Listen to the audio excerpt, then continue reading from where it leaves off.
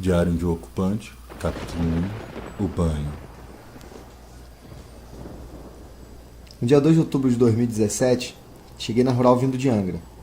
Havia passado um final de semana com a família em casa e, portanto, não pisava na universidade desde sexta-feira. Ao chegar no alojamento masculino, me surpreendi com a notícia e o cheiro de que estava sem água há 4 dias. Sim, sem água para beber, tomar banho, cozinhar, lavar louça, nem para dar descarga. Aí o motivo do cheiro. Inacreditável. Conversando com os companheiros de quarto, eles me orientaram a procurar banho ou em algum prédio feminino ou em algum outro lugar da Rural, como uma quadra de esportes enquanto ela estivesse aberta. Já após a aula, a ausência da água era assunto pelos corredores. Havia um incômodo maciço e generalizado. Não era para menos. Com aquelas condições insalubres há dias, mais o retorno dos que voltaram do fim de semana em outros lugares, estava armado o motim. Não tardou se ouvirem os tambores e os gritos de ordem. Vamos tomar banho na casa do reitor. Eu não aguento mais conviver com esse fedor. Nessa hora eu estava deitado e com sono, mas sabe como é? Eu sou da LEC. Rebeliões populares são a prata da casa. Prontamente me levantei e me pus a somar o número de rebelados. Eram alguns poucos.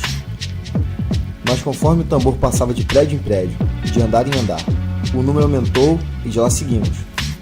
No caminho, um colega me contou que tinha um vazamento de água próximo à casa do reitor por semanas. Isso era uma afronta tremenda. E que em 2013 ocorreu a mesma coisa.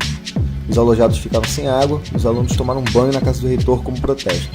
Lembrei do Pronera, um curso que antecedeu o meu e que deixou um legado de lutas dentro da universidade. Com certeza eles estavam nessa, eu pensei. Chegamos à casa do reitor, uma casa de arquitetura neocolonial muito bonita, por sinal. Encontramos logo uma ducha do lado de fora da casa, onde tomamos banho. Havia ali entre nós alguns que não tomavam banho há dias. Uma das pessoas que estavam entre nós entrou em contato com um representante da reitoria e pediu esclarecimento sobre a falta de água. Disseram que estariam lá em meia hora. Esperamos meia hora, esperamos 1 hora, esperamos 1h30. Os ânimos se enfervesciam e o incômodo de um alimentava o incômodo do outro. Afinal, aonde estavam os representantes da instituição? Não só naquele momento, que era além de um banho, um ato político, mas nesses 4 dias que os alojados passaram sem água. Ativamente as ideias sobre algo mais drástico que um banho no chuveirão da casa do reitor surgiam nas cabeças e nas bocas dos alunos presentes. A guarda já havia chego há bastante tempo nessa altura e estava lá vigiando a gente. Alguns alunos tomaram a frente do momento, foram até a guarda e disseram: Olha, a situação é essa. Éramos em água, viemos para tomar banho e receber resposta. Disseram que vinham e não vieram ninguém. Então estamos pensando em ocupar. Lavo minhas mãos, disse o guarda. Numa rápida análise sobre a casa, vimos que a porta da sala estava presa por uma pequena trava e que seria só empurrar que ela soltaria. Capítulo 2. Ocupando a casa do reitor. Quando entramos na casa, descobri que por mais que eu tivesse imaginado o que havia ali dentro, não tinha chego nem perto do que de fato era. Para a surpresa de todos, além de uma mega TV de LED, muitas obras de arte e toda uma estrutura de luxo, havia uma estátua de Oxum da estatura de um humano real, feita de cobre. Estava com a cara no chão e lhe faltava uma das pernas. Entrando mais na casa, encontramos uma sala cheia de cristais e outra que parecia de jantar, com talheres de prata e louça antiga. Chamei logo 2 ou 3 amigos e pedi para que fumassem e fotografassem tudo por segurança. A casa realmente era de muito luxo, tinha ar-condicionados em quase todos os cômodos, TVs na caixa no depósito, uma mobília de madeira maciça, grandes espelhos e banheiros enormes com banheiras dentro. O banheiro era quase do tamanho do meu quarto no alojamento, onde moramos pessoas. Fizemos logo uma reunião e uma representante do DCE disse que o Darroz, o pró-reitor de assuntos estudantis, estava vindo conversar conosco. Antes dele chegar, o prefeito da prefeitura universitária chegou e logo em seguida chegou o Darroz. Os ânimos ainda estavam num misto de tensão e empolgação, como quem vai a uma guerra. Durante a conversa com o Darroz, ele disse que não sabia do problema e que tomaria as providências necessárias o mais rápido possível. Disse também que a Rural possui tubulação antiga e que não é incomum que hajam vazamentos que ocasionem a falta d'água. Os alojados pediram prazo para as soluções, imediatas e definitivas, sendo as imediatas o retorno da água e a definitiva a troca da tubulação. Darroz disse que não era possível dar um prazo e que isso dependia da cidade.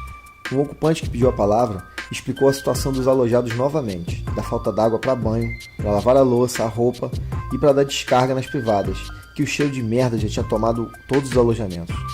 Darroz pediu para que a gente levasse o nível do debate. Não houve um alojado ali presente que não tivesse se enchido de fúria com a resposta dele. Afinal, como elevar o nível do debate morando num lugar cheirando a chiqueiro há 4 dias? Por fim, Darroz assinou uma carta feita à mão ali mesmo, dizendo que faria o possível, o mais rápido possível, e que não perseguiria os alunos ocupantes. Fomos à reunião após a saída do Darroz.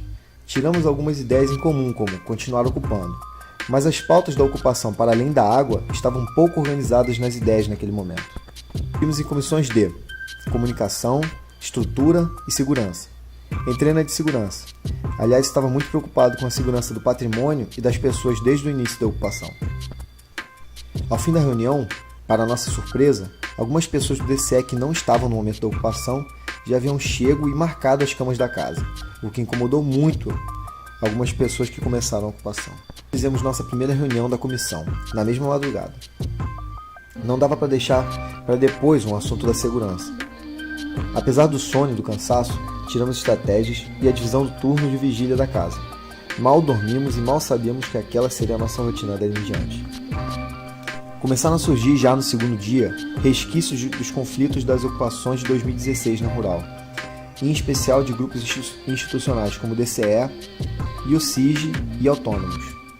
No terceiro dia, durante a reunião noturna diária, finalmente nos apresentamos e falamos um pouco sobre cada um de nós.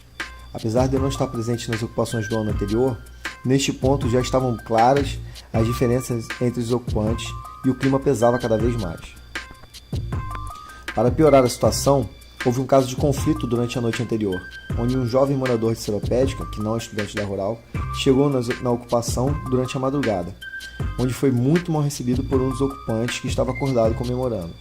A história tinha um agravante de que o ocupante era branco e o jovem morador local era negro, e as diferenças entre a maneira com a qual cada um dos grupos queria lidar com a situação foi combustível para os conflitos. No quarto dia houve uma reunião a portas fechadas entre o DCE e representantes de algumas entidades relacionadas à universidade. E isso fez com que aqueles que não se sentiam representados pelo DCE questionassem o porquê daquilo e mesmo a legitimidade da situação, já que isso não havia sido deliberado em reunião. Quando questionados, o DCE respondeu que era uma reunião deles mesmos, que já havia sido marcada muito antes das ocupações, e que eles estavam representando eles mesmos e não a ocupação. Possível. Mas o problema já havia sido criado, e na cabeça dos autonomistas só havia uma saída para aquilo: dividir a ocupação. À noite, quando vinha chegando na ocupação, foi alertado pelo Cigano, meu parceiro de curso e de comissão, de que os anarcos haviam ocupado a casa de baixo, próximo ao lago, a casa do vice-reitor. Minha preocupação crescia, já que como membro da comissão de segurança, eu devia me adiantar aos cenários de problemas e possibilidades de grupos rivais sabotarem a ocupação, para jogar na conta do outro. Era algo que sempre estava nos nossos temores, que deveria descer até a nova ocupação e convencer eles a se unificarem novamente. Capítulo 3. Casa do vice-reitor. Uma nova ocupação. Chegando na casa do vice-reitor, me deparei com uma reunião bem diferente das reuniões da casa do reitor, onde havia sempre uma mesa que coordenava a reunião. Na casa do vice, a reunião estava sendo tocada horizontalmente sem mesa. Cada um tinha seu momento de fala e era clara a falta de vontade de se sobressair aos outros. Eram só relatos e opiniões cheios de espaço de mudar e de estar errado. Chegou minha vez de falar, e nesse momento, eu que havia ido para convencer o pessoal a retornar a outra ocupação e fortalecer a unidade, já estava com vontade de pegar as minhas coisas e descer para essa ocupação. Mesmo assim, continuei com os argumentos, afinal, a possibilidade de criar rivalidade entre as ocupações ainda era um problema real. A proposta de se juntar novamente foi totalmente negada por conta de uma justificativa simples e incisiva. Haviam grupos diferentes, com objetivos diferentes e metodologias de atuação diferentes. Por conta disso, não tinha o que falar. Concordei. Ao retornar à ocupação de cima, tive uma conversa em grupo, em especial com os membros do DCE, que questionaram a falta de diálogo e de não entender o para que algo assim sem um aviso prévio. Acusaram a ocupação de vice de ser uma ocupação antidemocrática por conta de não ter sido decidida em coletivo na primeira. A ocupação do vice, que acusava o DCE, e outros grupos de tomarem o controle da ocupação, e isso era antidemocrático. Os meus medos estavam se tornando realidade, e a rivalidade estava se... Eu e ambos da Comissão de Segurança colocamos o fim dessa rivalidade como prioridade máxima para a segurança de ambas as ocupações. Afinal de contas, a guarda estava a nosso favor. Não havia um movimento de desocupa por parte de outros alunos e a reitoria tinha um histórico de alianças com movimentos populares, dentre eles grupos que defendem ocupações. Em uma ocupação com essas condições, os próprios ocupantes são os maiores inimigos em potencial da ocupação. Só um deslize interno poderia acabar com o caminhar das ocupações. Tivemos longas conversas com ambos os grupos sobre isso, e todos concordaram com esse fato. Convocamos uma reunião conjunta e todos se esforçaram para se manterem calmos, explicarem seus posicionamentos de forma não agressiva e tirarem ações onde um não atrapalhasse os objetivos e as metodologias do outro. Mesmo assim, ficava clara a dificuldade de diálogo, já que o grupo da Casa do Reitor tinha sérias dificuldades de entender a linha de raciocínio dos autônomos, e o grupo da Casa do Vice tinha as instituições como algo a ser enfrentado e não dialogado. Mas a construção de uma relação pacífica estava acontecendo. Com o passar dos dias, algumas coisas foram se acertando, outras se complicando, mas a ocupação ia fluindo. Recebemos visitas constantes e fazíamos tour pela casa apresentando os motivos da ocupação e todo o luxo desperdiçado num espaço sem uso. Com isso, conseguimos parceiros e o apoio de pessoas, e isso foi muito bom para a nossa causa. Entretanto, na casa do reitor, a louça era um problema. As pessoas não respeitavam muito as coisas dos outros e deixavam copos, pratos e talheres sujos, enquanto na casa do vice o pessoal estava consertando o telhado e a caixa d'água. Ficava clara a diferença de posicionamentos. Na própria casa do reitor, haviam pessoas que queriam consertar as coisas e fazer com as próprias mãos, enquanto outros queriam que a instituição se desse funcionários para limpar as coisas. Esse debate de dependência se estendia para a obtenção de comida também. Na casa do reitor, era passado um livro de ouro entre professores e até na reitoria. Já na casa do vice, os ocupantes procuravam alimentos pela faculdade e faziam parcerias com agricultores artesanais, com o resultado de muitos pratos veganos. Após um tempo, ficou óbvio para nós da Comissão de Segurança que só nossa comissão estava fazendo reuniões e eventualmente seu trabalho. A página da comunicação não tinha nenhuma publicação e a comissão de estrutura havia se desfeito. Para piorar a situação, muitas das nossas demandas de segurança não haviam sido acatadas pelo resto do grupo. A cada dia, os atritos reduziam o número de ocupantes, a ponto de termos alguns membros só, menos de meia dúzia às vezes. Esta falta de pessoas tornava a ocupação cada vez menos segura, e para nós da segurança, isso tirava ainda mais o nosso sono. As conversas sobre desocupar começavam a circular pelas bocas. Capítulo 4. A desocupação da casa do reitor. A cada pequeno problema que ocorria na casa, os ânimos se oriçavam. Até nós da Comissão de Segurança estávamos exaustos e já com o humor de uma panela de pressão prestes a estourar. Dia após dia, menos pessoas estavam na casa e, percebendo a iminente desocupação, os membros do Levante decidiram se desligar da ocupação. O DCE, que já quase não tinha nenhum membro na ocupação, estava dividido sobre o que fazer.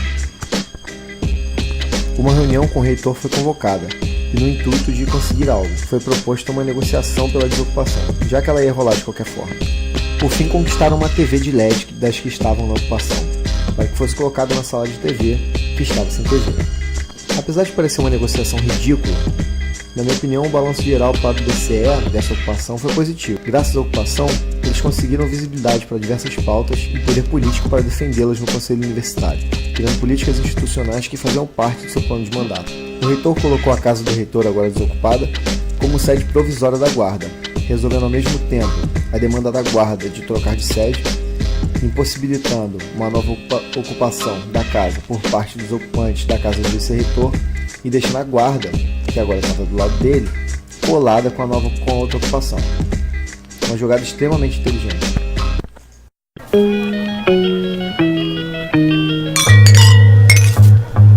Capítulo 5. Primavera da Ocupa. A ocupação da casa do vice-reitor agora se chamava Ocupa Rural, com K, por conta do termo Ocupa, com K, ser usado em ocupações do mundo inteiro. Estava com página no Facebook funcionando e um grupo unido, o que possibilitou a construção de diversas parcerias. A partir desse ponto, a casa começou a contar com encontros de grupos de agroecologia, cinedebates, aulas de educação libertária e muitas outras atividades de movimentos militantes da rural e de fora, chegando a sediar um encontro de movimentos autônomos e de ocupantes do Rio de Janeiro, que culminou na construção de uma aliança entre os grupos. A agenda, que fica exposta na sala da casa, estava sempre cheia e com poucos espaços para se agendar novas atividades, comprovando o sucesso da proposta. Alguns conflitos internos surgiram, como relatos de atos machistas e outros problemas de convívio, e por conta disso presenciei um debate muito rico sobre como lidar com as opressões. Punir ou educar, afastar pessoas ou ser pedagógico, opções complexas, mas que ficam no limiar entre se deixar tomar pela raiva do momento e ser passivo demais e complacente com os problemas. Fui percebendo que aquelas pessoas que eu até então não conhecia eram realmente muito sábias e estavam de verdade a fim de fazer as coisas da melhor maneira possível e aprender com as situações a serem enfrentadas.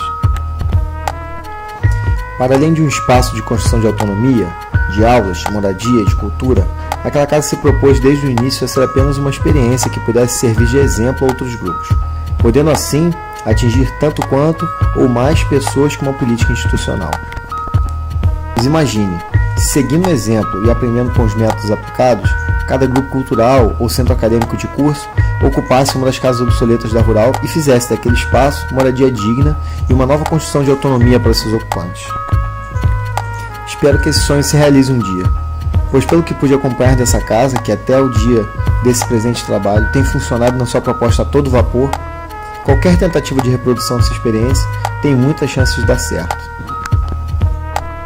Que lindo seria acordar um dia e ver essa rural sem casas abandonadas. Nunca mais um estudante desistir de estudar por falta de dinheiro para pagar aluguel. Espaços com moradias mais sustentáveis, mais saudáveis do que essa fábrica de problemas psiquiátricos que são os alojamentos. Hortas em todos os quintais, saneamentos ecológicos em cada casa, autonomia para os estudantes. Não precisaríamos mais sofrer com a miséria que o governo repassa e nem mendigar verbas com deputados. E os alunos seriam finalmente donos de verdade da universidade que estudam. Este foi o Diário de um Ocupante, sem direitos autorais, copyleft na veia. Esperamos que este relato possa contribuir para a nossa ocupação ou mesmo colaborar para a construção ou fortalecimento de outras. Façamos nós mesmos aquilo que estamos cansados de esperar que os outros façam. Autonomia é o caminho. Muita luta para todos nós e desistir, jamais. Até mais.